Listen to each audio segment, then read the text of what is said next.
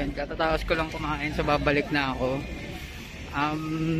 Sa mga magre-renew ng lisensya o kaya paparehistro, huwag kayong magpapakarang doon sa mga fixer sa labas yung nagtatanong, oh kuya, renew, ganyan, rehistro. Pumasok kayo mismo doon sa LTO kasi meron sila. Tapos mas madali doon. Yung ginawa nga naman ng may fixer, sila tumatakbo, tuturo ka nila, pero para nga malinis natin yung sistema, wag natin tangkiligin. So mas maganda kung doon tayo mismo sa loob, mas maano, kasi bago na kailangan na natin magbago, sumunod na tayo. So pabalik na ako, doon banda yung LTO, nasa Marikina pala tayo. Bye bye. So kakatapos lang magpasa ng papers, alas 9 hanggang alas 10 pa ako, alas 8 o 9 pa lang. Kakain muna ako. Sabi mo, dito ba yung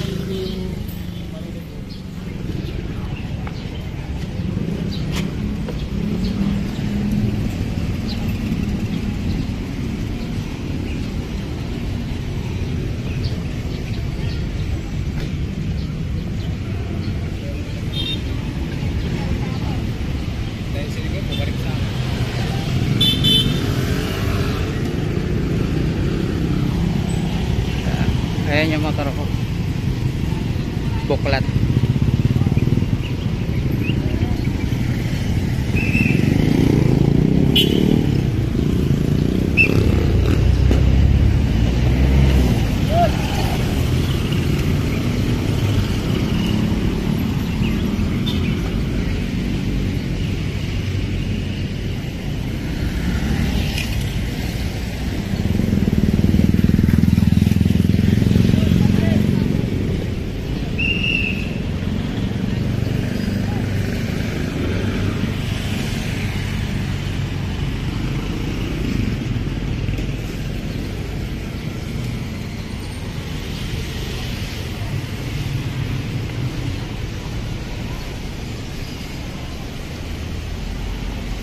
Kain sana ako ng ng Jollibee, pero mas naisip ko pumunta dito kasi mas masarap kumain sa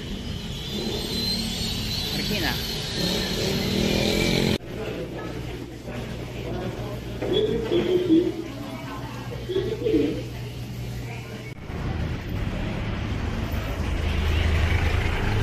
So pagkatapos kumuha ng paper, papa-stencil daw tayo. Sabi, stencil. Hindi ko lang alam kung saan. Sabi nila basta pagbabakanan. So, titingin tayo ng mga nandito.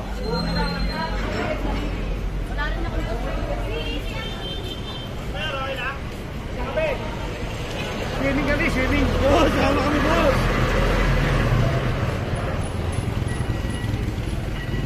Remember.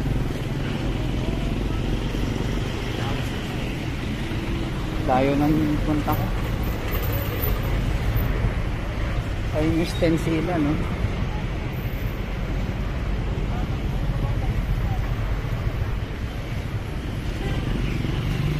So pagkatapos ng kumuha ng papel, siyempre kailangan may Xerox kayo na ORCR nyo, may emission test kayo, pumasa kayo sa emission test, tapos meron din kayong Xerox ng lisensya nyo or ID. Pagkatapos i-verify nila yun, pag verified na, stencil na at nandito sila. Pag-dosplate, anong susunod yan? Dosplate, stencil din, malaman namin natin galing sa window 9. Meron na siya. Tapos sabi na, ID, mga pangalan sa list mo, stencil. Tapos ano na, Boss, stencil kailangan yung motor, ano? Okay. Kunin ko lang, ito yung papel ko. bukas mo na lang rin ito, lumagan.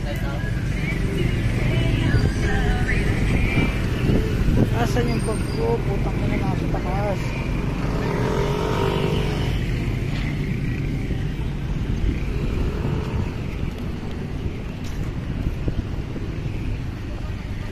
Naiwan ko pa yung bag ko sa taas. Wala naman makawala doon. Mga papeles lang na mahalaga. Na pag nawala, bugbog sarado. Holy shit!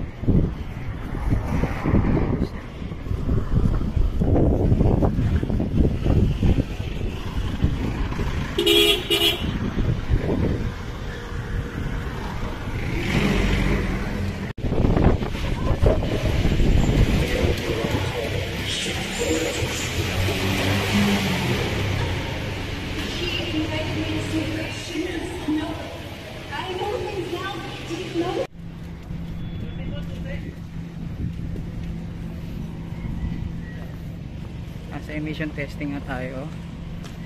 So dito tayo. Sa likod lang din to ng ano.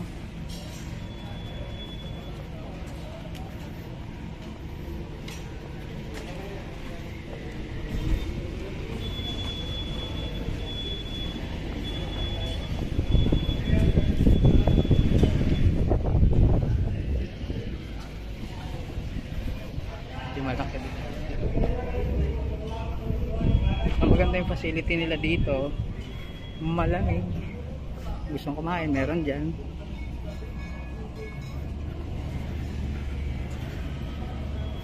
So, papa-emission tayo. Sana pumasa.